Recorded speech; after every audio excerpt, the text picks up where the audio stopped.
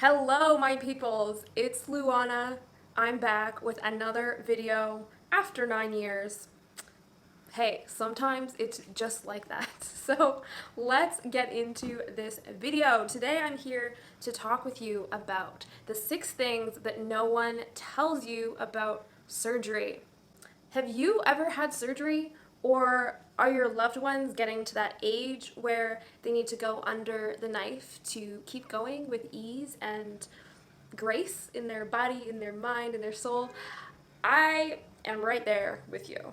I have fortunately only had to go for surgery, for dental surgery, a long time ago, it feels like now. And at the same time, I'm at a point in my life where many of my loved ones are at that age where they need surgery. Hip surgery, heart surgery, gallbladder, C-sections, all types of surgery. So in this video, I would like to share some things that I've learned along the way through my own experience and my experience helping people in my programs over at luanarose.com how to move through surgery with more grace and ease and a quicker recovery. These things that I'm sharing are generally not things that the medical system will share with you. Take them with a grain of salt, use them with your best judgment in mind, and my intention is that they're collaborative with what your medical professionals are telling you. So let's go ahead and get into it. Number 1, and it goes without saying, do your research, get to know your surgeon. What are their specialties?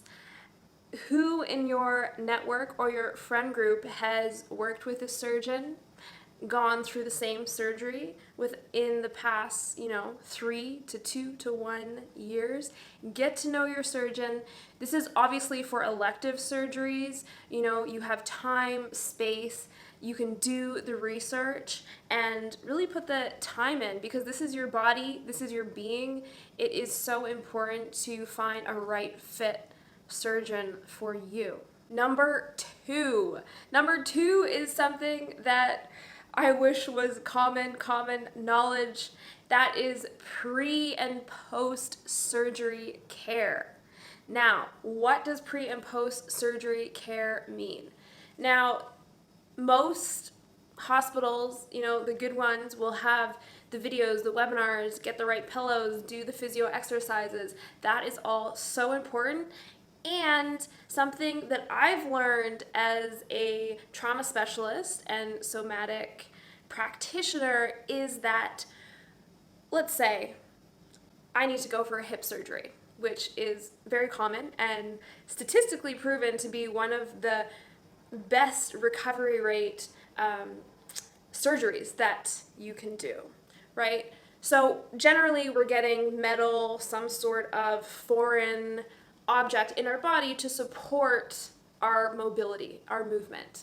Generally, as a pre-surgical care, what is super helpful to support is getting the tissues, the muscles, the cells in that specific area and the rest of the body to open to the possibility of having new foreign is the best word I can think of, objects coming in to support the well-being. Because so often people that are going in for knee surgery, hip surgery, just will develop this language and mentality of, oh, this is my bad knee, this is my bad hip, this is my bad shoulder. Absolutely understandable. There's pain involved. It's inconvenient, it's uncomfortable, and at the same time, it's not that the body part is bad, it's just that that specific body part needs a different care maybe that it has received in the past. So working with a somatic practitioner that is trained in pre-surgical care will really benefit you before and after surgery. I worked with this woman a few years ago. It's a story I remember distinctly, who had knee surgery about 2 weeks before I saw her, and she, everything went great, no hiccups in the surgery, which is phenomenal. And she felt like her knee wasn't hers. She shared that her words were, it just feels like this knee isn't mine. Like my whole left leg has let me down and it's not mine. And we worked with integrating the metal pieces that were in her left leg, and helping her kind of recalibrate her body to accept the help rather than reject it.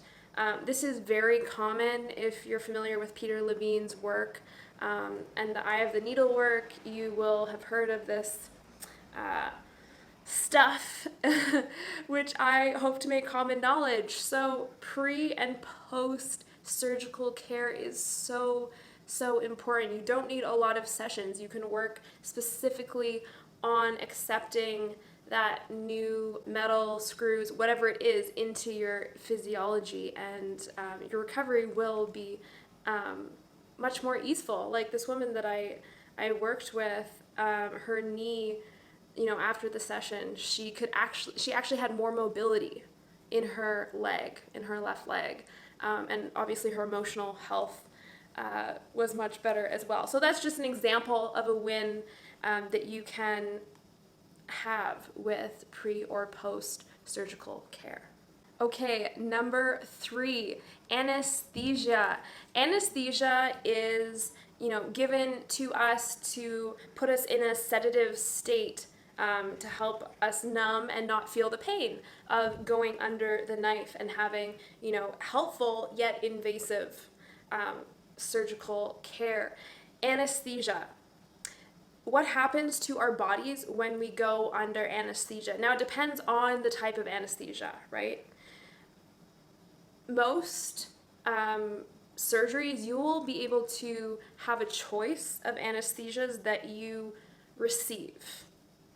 Best case scenario, because some have a different effect on the body than others. So you want an anesthesia that is a right fit for you, because when we have anesthesia, our bodies store a somatic memory, a body memory of the stress that they go under, so of the stress response.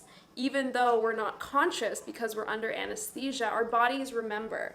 So Peter Levine, I was listening to an interview with him recently, and he shares a story of this client he was working with. I think it was a knee or hip surgery, and everything in surgery went fine, except when the surgeons were working on her knee, they spoke about an affair that one of the surgeons had with a colleague.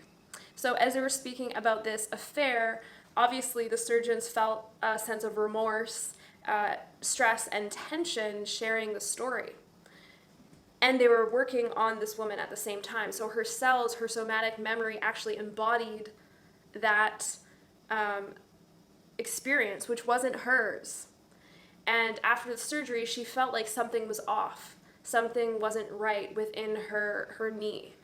And Peter Levine shared the story of them realizing that, and he helped her work through that was actually their story and not hers, and everything within her body is okay. So if you can talk to your surgeons or nurses before surgery and just be very straightforward, please only talk about the necessary things in this surgery. Everything's going great. Speaking of the surgery in a positive sense, because our cells and our somatic memory will be conscious, even if the anesthesia, knocks us out and makes us unconscious. I hope that makes sense. If you need clarity, comment below, and I'm happy to jump in there and clarify for you. Number 4, choice. We generally don't make a choice to have surgery. Generally, something goes wrong. We have had chronic pain in this area of our body for X amount of months, years. If it's emergency, it's a bit different. And we don't have the choice. It's a matter of life or death, to be very blunt with it, right? So choicefulness during pre and post surgery is so important. So I was listening to an interview recently of a hospital in California. I can't remember the one specifically, so don't quote me on this. But it was a hospital in California that the nurses specifically ask, would you like orange juice or apple juice? They ask before surgery for the post-surgery drink of choice, right? So the person feels like they have autonomy and self-agency to a degree during the process, right? Because so often surgery is, and the medical system, you know, no fault to any wonderful doctors or surgeons or nurses out there doing a stand-up job. It's just the design of the system is that, you know, sometimes it's emergency, so we rush in, we rush out, and the humanity is forgotten. So I really loved this idea of choicefulness with this hospital in California, of something so simple as, hey, what would you really love to drink when you're finished your procedure? They ask before, so it opens up the opportunity for more personal autonomy and agency throughout the whole experience. So if you're a loved one, you can ask your person this. If you are a nurse or someone that works within the system, a thought to integrate into your helping profession. 5 is attachment. What does attachment mean? Attachment is relational. It's how we are in relationship. Most of the folks that I help that have experienced adversity through surgeries is from a place of, I was there alone. No one was there when I was stressed. It was scary and I was alone. So a way to mend this is attachment. Have someone drive you to the appointment, to the surgery. If you can, have them be there by your side, holding your hand or just sitting at your feet until the last possible moment to go in for surgery. And when you come out, have someone there waiting for you. I'm so excited to see you. I'm right here with you. Can I get you that orange juice or apple juice? You know, depending on the scenario, there are many nurses and support crew on board in hospitals that are those people. And if you are planning an elective surgery or you have an opportunity to be there for a loved one or family or partner through an emergency surgery, just being there supports co-regulation. Your cells pinging with theirs. I'm right here with you. You're not alone in this. Makes a huge difference in the outcome of their recovery. So simple, and we forget as humans, right? We forget.